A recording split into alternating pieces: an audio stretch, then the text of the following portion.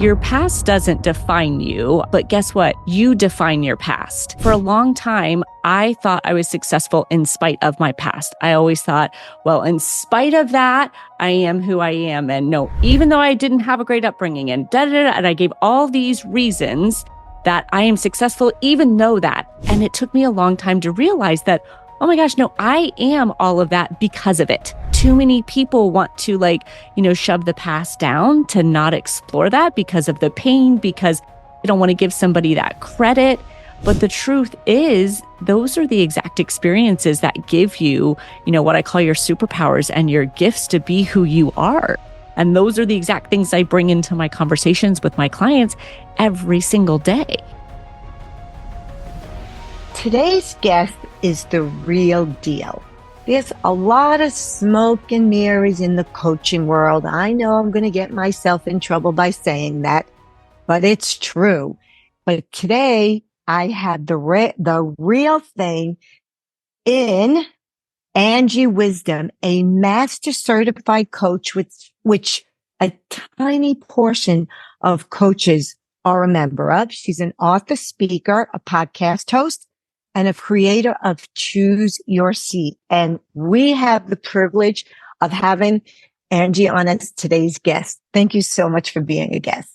Oh, thanks for having me, Dr. Patty Ann. I'm excited to be here with you. This is fantastic. Okay, so before we started, I was telling Angie, and my listeners know this, how I like to go like a little rogue on these interviews. So I want to start with the question that if you're sort of kind of a big deal. So there's a lot about you out there on the internet, right? But I'd like you to share with us something about you, an experience preferably, that very much influenced who you are today and your success, that people cannot read about on the internet, Google, find out about online. Something, an experience that most people don't know about you that very much shaped the successful woman you are today. I love that question, Dr. Patty Ann, because like you said, there's a lot of stuff out there on the internet that we can find on me and on anyone else. But often the things that create adversity in our life, the obstacles that we overcome, the pain, the things that people don't see are really what's most important for them to learn from and to share. So I love that you asked that. And I would say what people don't know and that you can't find anywhere is that much of my life and my career, my determination was shaped by my stepfather. He was in my life for not a long period of time, but he was a saint, and he came into my life. How long?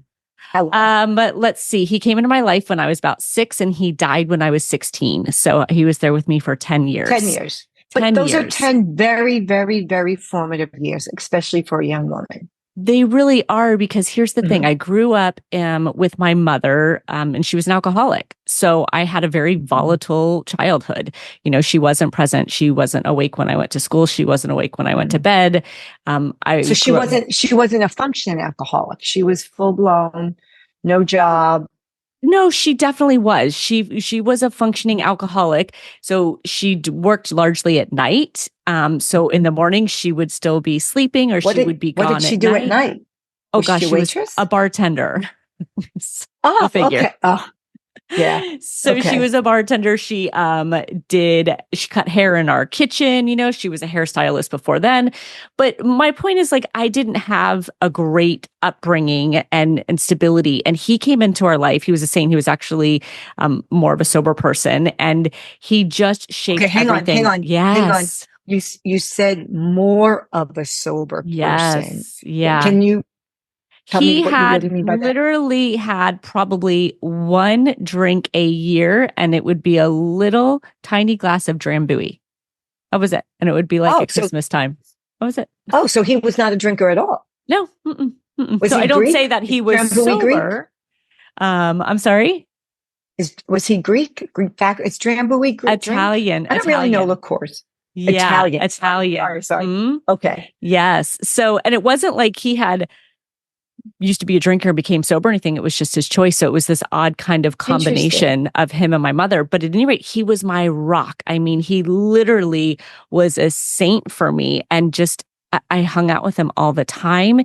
He gave me such good insight, little things like, Angela, only what you allow. He would tell me when things were rough. He just always gave me a different perspective and really believed in me more than anyone else believed in me in my life. And it was always that message of, you can do anything you want. You have the smarts, you are capable. And it genuinely shaped my life. And gosh, he passed away. I was a senior in high school. And I remember I was on homecoming court my senior year, and this was in October. What does homecoming court mean? Does that mean you're the queen or one of the people? You have like you're a few of the people selected you are beautiful, by your grade. Oh, okay. Thank you. But you're selected by your class. So this is how unique he was. This was in October of 91. He was in his bed. We had hospice at our house. He put on a tuxedo and came and was my escort for homecoming court. And then he passed away in February. So it kind of gives you an idea of like what a support, what a rock of a person he was, that no matter what he was going through, he showed up for me. And it's something I've done for other people in my life ever since then. I have to ask, how did your mom and he meet? It wasn't at the bar, I take it. She was through mutual friends. Yeah. Through mutual friends. And he would always say to me, like, I would say, why are you with her? Like, I couldn't get it because honestly, Angie, the research shows that if the man is an alcoholic, the woman stays. If the woman is an alcoholic, the man skedoodles. Oh, really? So I didn't know that. I do want to know what he says. Yeah. And she would be drinking and she would get mad at him. And what would happen is I'd come home and all of his stuff would be on the front porch. So whenever she was mad, she'd move all of his stuff out and he would just pack up his El Camino and go away. You know what I mean? Until she invited him back. Like, this was the routine in my life. And I would say, why do you do this as I got older? And he was like, she means well. She has a heart of gold. You just don't see everything that I see. So like, he genuinely had this ability to look beyond what other people would view as horrible and see the true beauty within somebody. And he was right. She had a heart of gold. She really, really did. So she was just hurt. When she was an alcoholic, would she black out and be violent, or would she be passive and fall asleep? Like, what was that like for you? Because that probably also informs who you are. Yeah. Oh gosh, it's so interesting you're saying this, because you have realizations all the time about why you feel a certain way in your life. And she would always pass out, and I have this memory when I was in first grade, I was actually deemed slow learning, and they put me in a slow learning class and they said, I need you to go home and I need you to read to your mom every night so that you can become a better reader. And so I would tell her and I'd sit down and I'd read to her, and I'd look over because I couldn't say a word and she'd be sleeping. And so I have this experience, right, of like her passing out and sleeping when I was, trying to read and learn. And so literally someone can fall asleep when we're watching a movie. Like, my husband can fall asleep watching a movie, and it's such a trigger for me because like I associate it. How evidenced by what? How do you get triggered? And then how do you work through that? Because I'm sure that probably helps you helps your clients tremendously. Yeah, absolutely. In your work. So how do you do that? I remember, by the way, we can never watch a movie together because you put me in front of the TV and I'm out. A lot of people are right now. I don't do that. I should say I used to get triggered. Like I would treat my husband differently. I would be annoyed and he'd be like, why do you get so angry if I fall asleep while we're watching TV? And I was like, I didn't have an answer. And I literally had to go back through and dig and go like, why does this upset me? And because subconsciously, right, somebody falling asleep while we're doing something together was affecting my self-worth, right? Like it was affecting it's an abandonment. The love. Exactly. Yeah. So, it's little situations like that you put the pieces together and you're like, oh, wow, that's where that comes from. Interesting. Yeah. So that's so interesting. This is why I love speaking to people, because you never know where this is going to go. Yeah. So what I was thinking as you were speaking, and we won't do it now, maybe we'll do it another time, is, I'm a scientist at heart. I learn a lot about neuroscience. I'm an amateur at that. But having said that, I do believe in energy, right? Mm-hmm. And there's so much about if you would have said to me and I was working with you about being triggered, forget the trigger word, I would go into the feeling Mm-hmm. and then deep, deep, deep, deep. And we would have gotten to that memory, Sure. Absolutely. but you would have released the emotion attached to it. Mm-hmm. It's really interesting. And, I use the word informed because I think it's important for the listeners to know, I know you do, is that past trauma, past experiences inform us. It doesn't define us and determine us.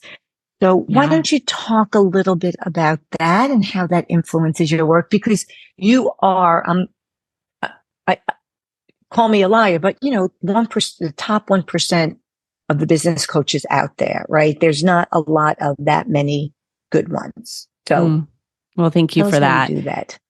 And that's the thing about being in kind of that top space of business coaches. It's so much about who you are in addition to the business, right? And being able to really tap into what's going on in your subconscious and what is coming up from your past experiences. Like you said, I knew enough to question, like, okay, well, what's going on? The feeling was just annoyance. When you have somebody in your space, like a therapist or a coach or something, right? They can start asking you those questions because it's hard to really step outside yourself and then go, let me dig in and be the other side. It's virtually impossible, right? The mind that created the problem Well, can't as Joe solve the Polish says, problem. you can't read the label when you're inside the jar. The jar. Exactly. Yeah. Yes. But I'm a big proponent like of what you just said of like your past doesn't define you. I always say, but guess what? You define your past. And so for a long time, I always believed that I was What do you say what you mean by that? Say what you mean yeah. by that. Yeah. I'll share what I mean by that is that for a long time, I thought I was successful in spite of my past. I always thought, well, in spite of that, I am who I am. And no, even though I didn't have a great upbringing and and I gave all these reasons that I am successful, even though that. And it took me a long time to realize that, oh my gosh, no, I am all of that because of it. Yes. Because of it. And I think too many people want to shove the past down to not explore that because of the pain, because they don't want to give somebody that credit.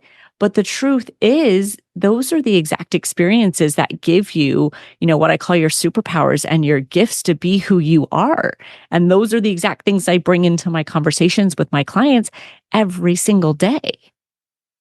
So give an example of how you've done that successfully with the client, because, emotions that we repress just get amplified, right? Yeah. So you can keep pushing them down.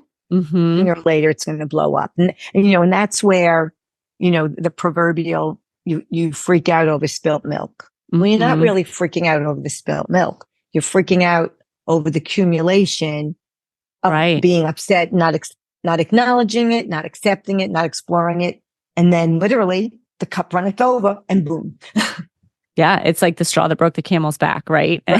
Right. So Yeah. give us an example of how you've helped somebody in your coaching with them. I think there's a couple different ways you can look at it. One, are we looking to propel forward and use that as kind of a momentum creator?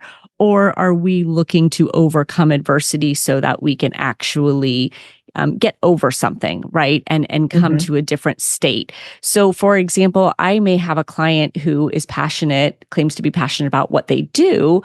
But when we really start claims to be, I like claims to be qualifier. Yes. Yeah. Claims to be. A lot of people claim, I'm really passionate about this. And when we start going like, well, what makes you passionate?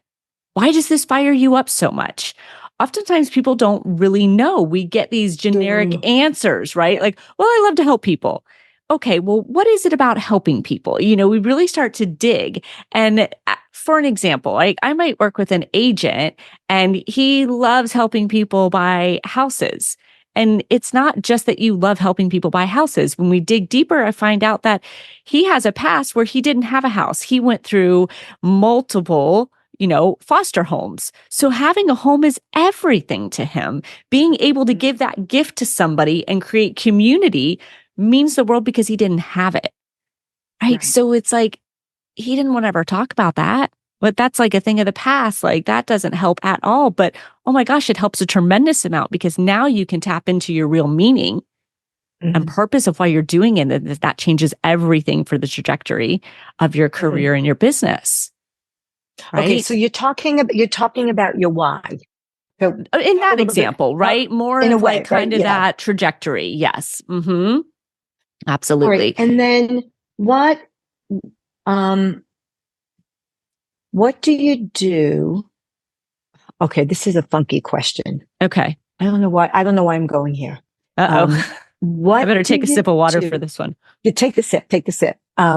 What do you do when, like you said to them, well, why do you like helping people? And they don't know. And maybe they really don't know, right? And they need your help to explore that. But what do you do if you feel somebody's just not being honest with you? Not themselves, but with you. Where do you go with that? I usually will say something along the lines of, what aren't you telling me? Like, it's amazing when you ask a question like that.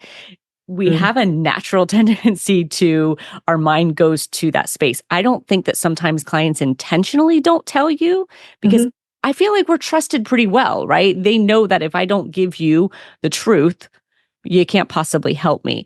But I think that sometimes they unintentionally hide that. And so oftentimes I'll say, what aren't you telling me? And they'll think about it, or I'll say, what details are you leaving out? Is there more to this story? Or sometimes I'll even say, I'm like, I don't know, I'm not connecting all the dots here. I feel like we're missing pieces. And so it starts to help them go through what they're giving me and what pieces we might be missing. So that's usually the way I bring out more information. I mean, quite honestly, I haven't really ever experienced where a client was flat out lying to me. We have relationships where we talk about, you got to be honest if you want to make progress. Yeah, absolutely. It's interesting. What happens with my clients, especially in business, is people will ask me a question. It's like a cousin to what we're talking about, and I'll just note there's a feeling, right? And I use my feeling a lot. I'll say, "What's the real question?" And they're like, "Oh." It's to what you said, like, what are you not telling me? It's an empathic way of calling a client out. Right. Right. Okay. So tell us about, so the business coaching that you do, Angie, do you do corporate? Do you do entrepreneurs? I do both, which I find is quite unusual. Because they're two very different characters. I love them both. The skill sets are not that different, but the language is a little different. So what's your focus? I actually do both. I have a lot you do? I do. I have a lot of entrepreneur. I mean, here's the way it starts. People come into me from entrepreneur, solopreneur space, and they want coaching on how to grow their business or how to be a leader, something like that individual. And as we dig into it, we work on that coaching, but we find that there's a lot more opportunity in the company. So for example, right now, I'm director of people development for a couple different companies on a contract basis because I've worked with the CEO and now I'm in there going, okay, how do we organize your people? How do we coach them into leadership and get all your departments to integrate together? So very often I start out as that entrepreneur CEO coach, and then I move into more of that people development for their company at a corporate level. Does their in-house HR fight that? No, they are so appreciative. They love it. Absolutely love it. And I partner with them. My goal is to never be their coach forever. Like one of the companies I'm working with now, I bring the HR rep with me for everything so that she can see my process, understand how I ask questions, so that when I depart or I'm not there on such a consistent basis, she's still modeling the coaching that I'm doing and seeing how to create those relationships. That's great, because my experience has been sometimes the HR can get their nose bent out of shape. The head of HR. Interesting. When the relationship is tight with executives. Ego. Pure ego. Yeah. Like we have people that can do that. The executive team knows they don't have people that can do that. but Right. it's a territorial thing, not in the entrepreneurial world at all. No way in the entrepreneurial world. Okay, so what's your favorite kind of client to work with, and why? I love an executor. First of all, I know that's a general term, but I get so excited about the people who just need the clarity and can answer the questions. They get the clarity. They have these aha moments and they execute. I like to move. I like to move the needle. So executors like that are really fun. And I don't differentiate between, okay, are you a solopreneur or are you, building $100 million company? I don't have a preference from that space. I just love somebody who wants to really execute and contribute to that coaching relationship. That's just so fun to constantly be progressing and moving. Yeah. It's so funny you said that, because I never would have thought about working with someone differently if they're a solopreneur, they want to scale their huge business, because it's more of what they need, what they're bringing, what they're seeking. And, you say for an executor, what I say is that I work with such smart people. It's impossible for me not to succeed because they're so smart. Right. They're so smart. They get it right away. Certain people love to take notes. And now sometimes I'll just say, I know you're supposed to ask a lot of questions, but I also give a lot of information. I sort of kind of know what works. And, so I'll suggest things. I'll say, do you like, it's okay if you want to write it down? Like, nope, I got it. And they do. Yeah. And they come back on the next call and they did it. Cause I know if someone said it to me and it wasn't my space, I'm not so sure I'd remember it, but we're still outside looking in on their world and their life. Right. Who do you not like to work with? That's really clear. And I shouldn't say I don't not like to work with them. I don't feel like I am very capable of working with them. I don't feel like I'm capable of serving them to the highest level. And that's really the client who isn't decisive, who isn't action oriented, who gets kind of stuck in their own head about, what they can and can't do. And there's a fine line, right? I mean, a lot of my clients have some kind of lack of belief or fear, but they're very willing to work through it and change their mindset, where there's a whole nother group that is like, well, how am I supposed to believe something that isn't true? Well, they've got kind of a problem for every solution. And so there's a lack of willingness. And I know that sounds crazy. Like people go, well, who would want to work with somebody like that? But there are very talented coaches and therapists who really nurture a person like that and can get them to move. I would say that I am not as equipped for that. I don't have the desire or the patience to work with people like that. Yeah. I was pretty candid, I get that. No, I love that. And you're much more eloquent than me, because I would be very clear and say, yeah, I don't like working with that type of person either. I wouldn't have been as gracious as you are. Yeah.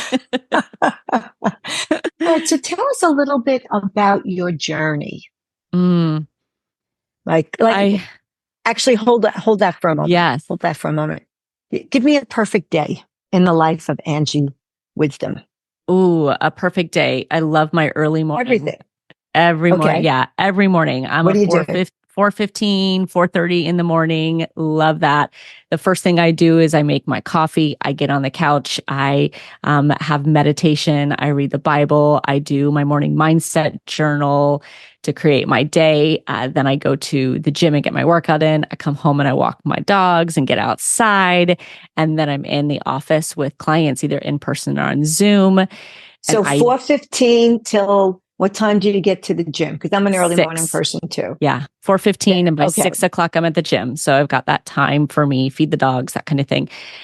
6 to 7 is the gym. By 8:30, I'm in the office working with clients. I do a day of podcasts usually, but my ideal day is working with clients, helping them move the needle. At the end of the day, getting some more values in. So whether that is cooking or reading, something that really kind of fills my cup. What did you call that? Did you call that more values? Values, yes. Everything I do is values based. So when I work with my clients, I basically help them understand like what their values are. And I refer to values as almost like, what supplements do you need to take on a daily basis that fill you up, that bring you joy, that give you energy. So your values mine are a spiritual way of life. It's physical activity. It's alone time. It's challenge. It's feeling capable and competent. It's family. So those values, they've got to show up. It's non-negotiable that those show up in my day every single day. So you notice like in the morning, I get a bunch of those out of the way when I have that alone time, the Bible, my journal, all of that. So at the end of the day, I need to get the rest of those values in, which is that family time, which is learning and development, reading, or maybe cooking something. And so if I've got my day stacked with the things that are most important to me, that is my ideal day. Yeah, see, I can't stand cooking. I could never have that be my value. I wish. And are there days when you don't meet your values, and what do you do? Oh yeah. I'm really, really good about meeting my morning values. Like I've got that dialed in, non-negotiable. Sometimes the rest of my day just it takes me over, it happens occasionally. And, I'm missing a meal or I'm getting home later than I expected. And I'm not getting that reading time in the evening. I'm not getting that time to wind down, or maybe I'm not even getting that time with my family at the high level that I want it to be, where, yeah, they're there, but I'm not really, really at that high level. And I feel it, my journal that I do, my morning mindset journal, it has a daily reflection and it asks me like, did I get my values in? If not, like what got in the way? And I can genuinely feel the difference, like something is missing. And I evaluate it and I go, okay, well, how can I change this for tomorrow? How can I make sure I get actual lunch in? How can I make sure I get up and move my body and I don't sit at my desk for 7 hours working with clients all day long? Like it's that awareness and that reflection of what happened and what I want to be different that sets me up for success the next day. And I would imagine that's how you work with your clients when they start to beat themselves up over they didn't get something done. Absolutely. I call it, I come from the investment world. So I started in my career in Morgan Stanley and then I opened an investment. Okay, great. I was going to go back to that. So tell us how you got. Well, and I say that because, my background is finance and investing. I still own an investment firm today that we opened up in 2003. So there's something called a stop loss when you're trading, is like you put a stop loss in so you don't lose more money than what you wanted to. So I tell that to clients all the time, like put a stop loss in, like you missed something, you didn't do it. Cut your losses right then. If you think about it for one more minute, you are just adding to your loss. So I'm a big fan of stop losses in life and moving on. Okay, so Angie, let me just for the listeners that aren't financial people, and not that I am at all. So let's say you buy a stock at 100 and it starts to go down and you're busy and you're living your life and you're doing your job. You might put in at 80. That's a stop loss number. So it will sell for you at 80. So if it goes down to 50, you stopped your losses at 80. Is that correct? Yep, that's right. You got it. Yep. All right. So I say put a stop loss in on a bad decision that you made, on an intention that you missed. It's done. You lost it. Call it that, instead of letting that seep into your next day, where a lot of times people go, well, I fell off track. And then it's like, I beat myself up and now it's been a week. Now you've cost yourself a week. It sounds so simple. And therefore, what did you do with the but response? Yeah, but it's like, what are you accomplishing by continuing to beat yourself up? What are you hoping to get from that? And we've got to, again, get to the reason and the rationale that they're bringing in. What's the story, so that we can debunk that and give them a different truth. Well, because, I just feel like if I harass myself long enough and I beat myself up, I won't let it happen again. They usually have a particular reason. And it's like, okay, well, what does it cost you to continue beating yourself up? Well, 5 more days. Okay, what would you rather have the scenario be? Well, I want to get right back on track. What do you need to believe next time then to get right back on track?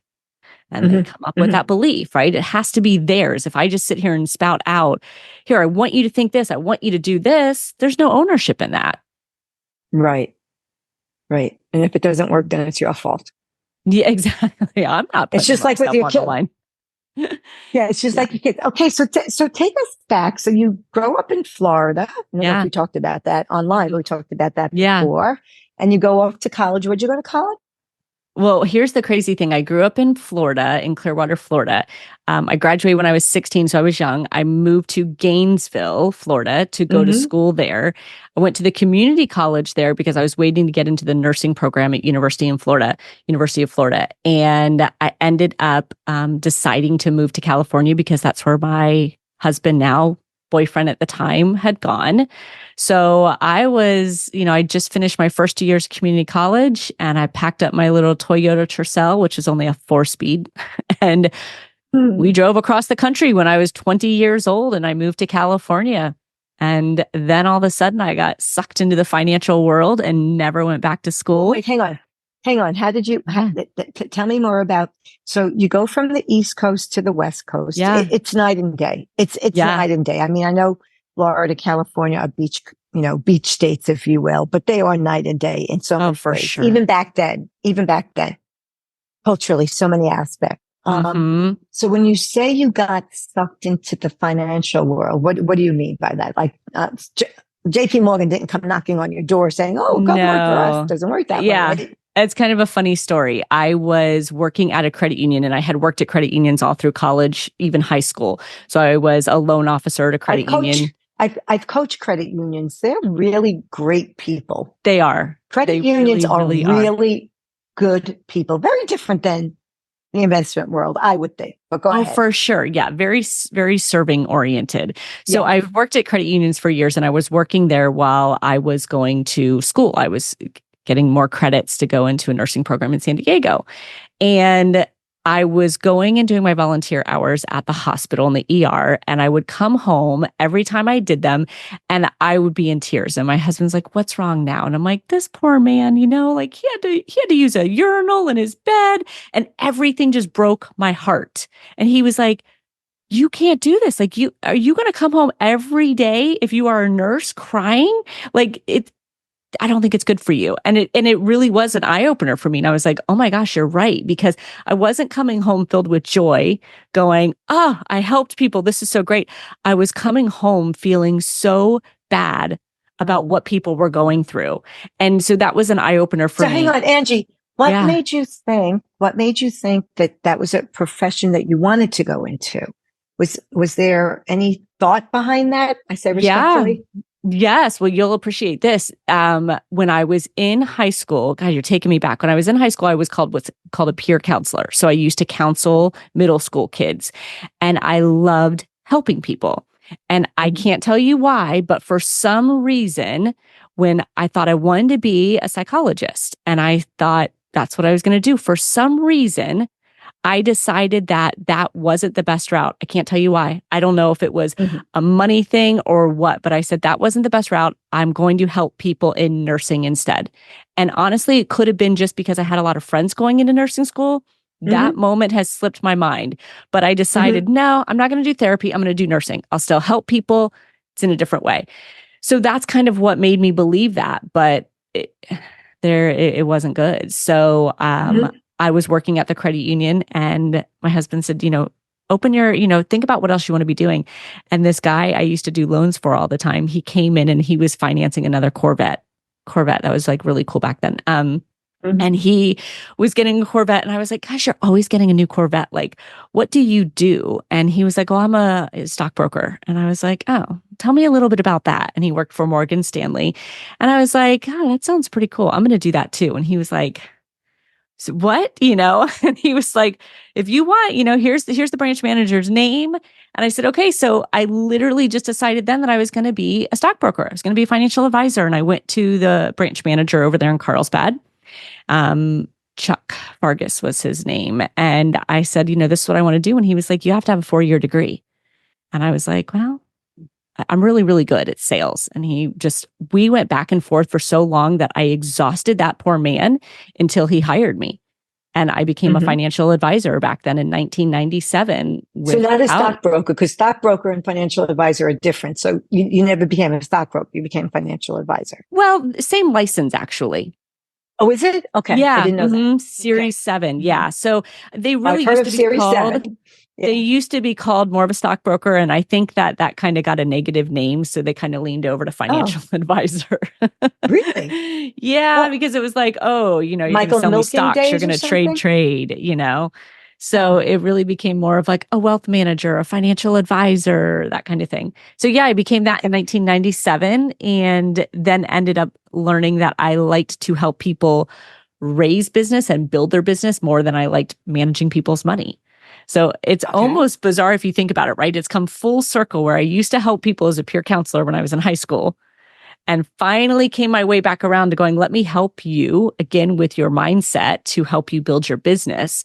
And that's what really Hmm. spurred me into more of the coaching role. Well, but hang on one second. Yeah. Tell us, where are you in your very successful financial career, right? You said Hmm. you still own that firm. Hmm. So where are you, and what was that pivotal moment where you decided to become a coach? Like, Yes. the way you said So it makes sense, but on a more granular level. well, I started doing managing an office in for Morgan Stanley and started helping people more from that standpoint of helping them build business. Ended up Hmm. leaving there and going to work with my husband because he was in the commodities industry, like futures and commodities. So it looks kind of like the stepchild of the stock industry.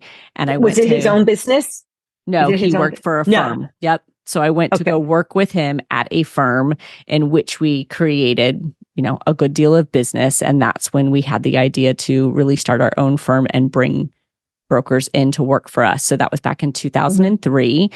And Hmm. then my role So at you that survived time, 2008. You survived the crash. yes, well, yeah, absolutely. Yeah. It was, What was and that like for you? Because well, everybody was freaking out then. we were in stocks and commodities. So it was really quite a different environment than if I would have been in the securities.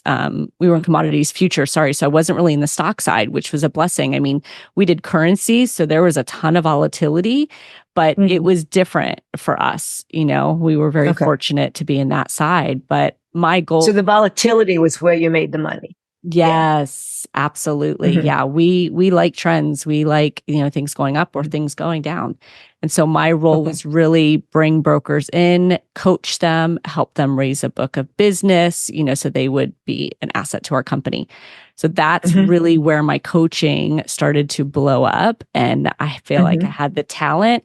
And then I kind of stepped out of that entirely and said, I want to have my Hmm. own practice. I want to help people outside of the financial world and Hmm. be able to coach all different areas. And I did that loosely without even my company name.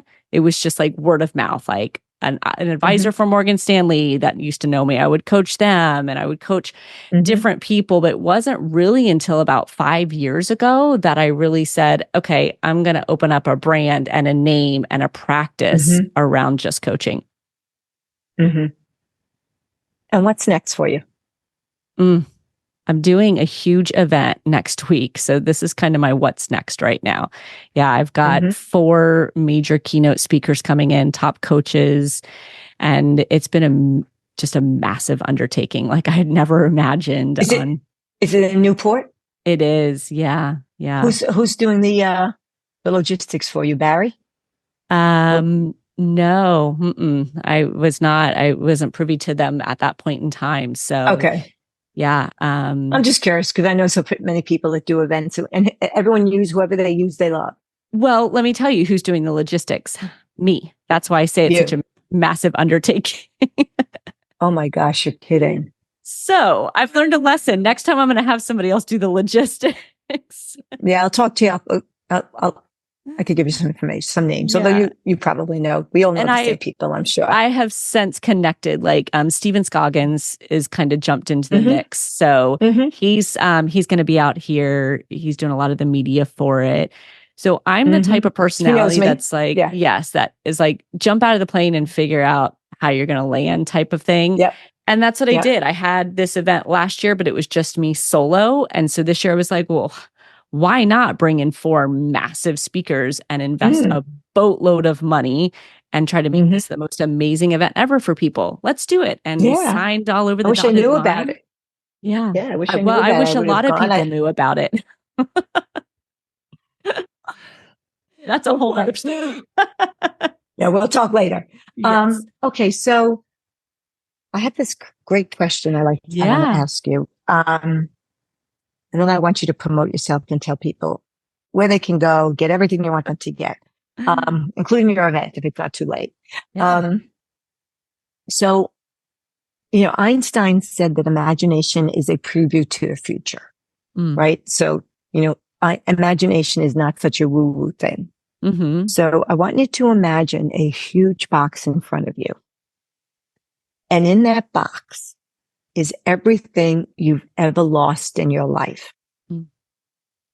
What's the first thing you would reach for to take out and why? Well, the first thing that goes to my mind is people. Is that the game we're playing, or would you rather have it not be anything? Nope. Yeah. Nope. It can be animate, inanimate. No, it's yeah. Yeah, I've lost so many people in my life. So the first thing that came to my mind is my stepfather and my mother. And that's literally the first thing that I thought of. And I would pull it back out. Why? Why? I think for my stepfather, like, I'm just who I am is so much he is the reason for that. And I would want him to see like that his efforts were not in vain. He didn't do so well with his first children. And so I feel like it would be so good. It would be like redemption, that he put in different work. He showed up differently and it just made a massive, massive impact. And I'd want him to know that and see that and be able to take some joy in that. And my mother, because we didn't get enough time, like she got sober about 5 years before she passed away. And even in those 5 years, she was still so sick. She had COPD, she had diabetes. There was just a slew of things. So we just didn't get the time together. We were just building and reconnecting. We talked every single day, at that point in time, but they were short years, really short years. Well, probably a lot of the illness might have been, smoking related, right? Oh, for sure. All of it. 100%. Yep. Yeah. So if I may ask, what you said your stepfather didn't do so well with his first children. What did you mean by that? I doubt they'll ever be listening to this podcast. No. Well, one of them isn't even here. One of them has passed away, actually. Sorry. And he's just a couple of years older than I am, if that gives you an indication. Because I was young, I don't really know what his first marriage was like and what all transpired, but it was volatile. His wife was not, it wasn't a good relationship. She's since passed. And I just think because of that, I don't know the dynamic when people divorce and it's such a bad, bitter divorce and the parents are really like on extreme ends, the kids suffer. And so I think the kids drastically suffered in that separation. And I don't think he was able to be the father he wanted to be, or maybe have as much influence as he wanted. I don't know. I don't have all the answers to that, but, he's the best person I've ever known in my life.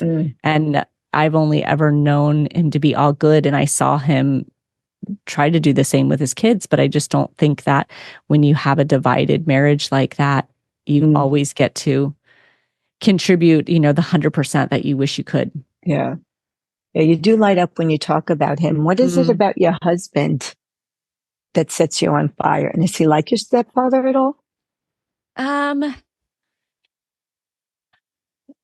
I would say you had to make me think about that. And when I draw the two of them together, like my husband has the most unwavering belief in me, like far surpasses my own belief. Like it's insane. And so I see that similarity, right? That they both just always thought that I could do anything, even when I didn't think that I could. So that really, that's an unbelievable gift. Yeah. That's my husband just had a big milestone birthday, and I have 4 kids, and we, all said something, and I purposely didn't script anything because I just wanted to say it from the heart, But at the end, what I said is, I wish everybody could experience unconditional love like I do, because it's such a gift. And I feel like most Yeah, people don't have that, I would agree. Mm-hmm. So I think, So and how old are true. your children? How old are your 18, children? 18 and 19. So 18 months apart. Two Oh, boys. wow. Yeah. Boy. So where are they? Are they one in college, one going? One is they're both graduated high school because my young one graduated early like me. And he is going to culinary school in Napa in April. So in just another couple of months. And my older one is in his second year at Boise State. So Boise State from California? yeah, he Is likes there a the story nature. there? Oh, Yeah, it's crazy. I mean, he was supposed to go to Point Loma in is San Boise, Diego. is it landlocked too? Yeah, it is not. They have a river that people actually surf on, but he loves nature. He loves to camp. He loves to snowboard. He loves to be off-roading and out in kind of the wilderness. So he loves that aspect of it. Yeah. What, you said he was supposed to go somewhere? I'm sorry, I didn't hear you. He was supposed to go to Point Loma in San Diego because he's a surfer and he loves the water. Right. And he was all accepted and ready to go there. Ocean View, dorms they have, surf team and everything. And he went to visit Boise and was just like, I love it. And we were like, what? Wow. Didn't seem to make sense at all. But I had never been. And then I went and checked it out. And it's such a cute town. So cute. Yeah. Yeah.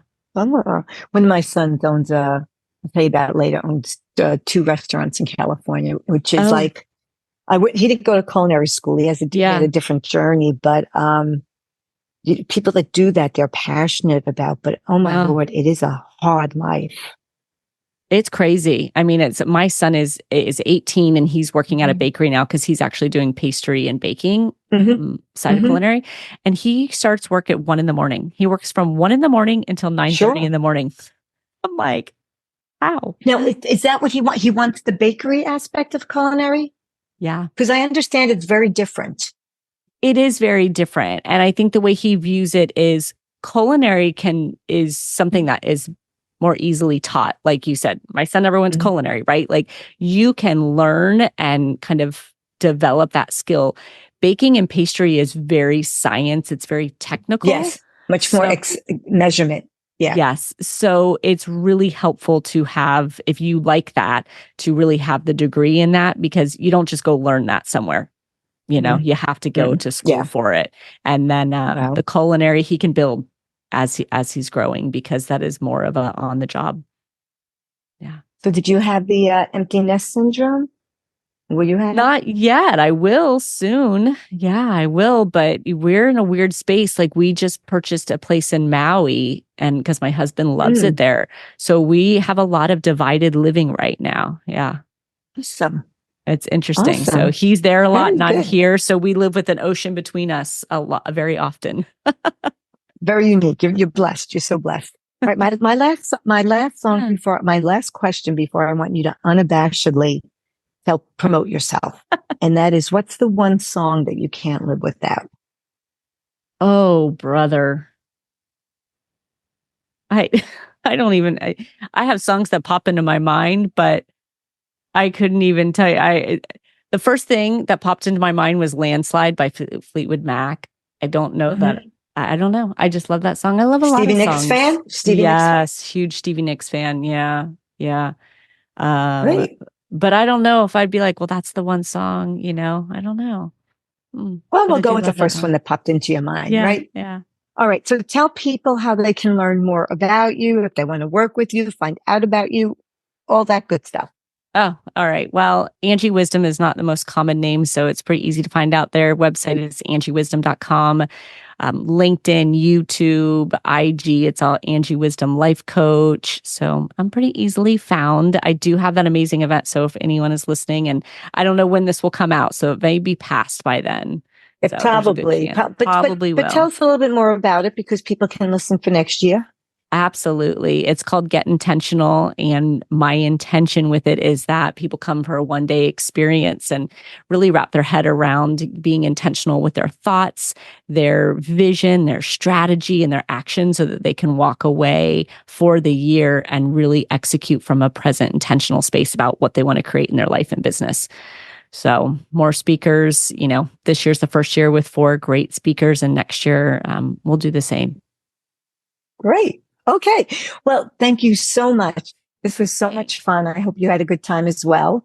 It was great, Dr. Patty Ann. Thank you for holding such a great conversation and just making it fun.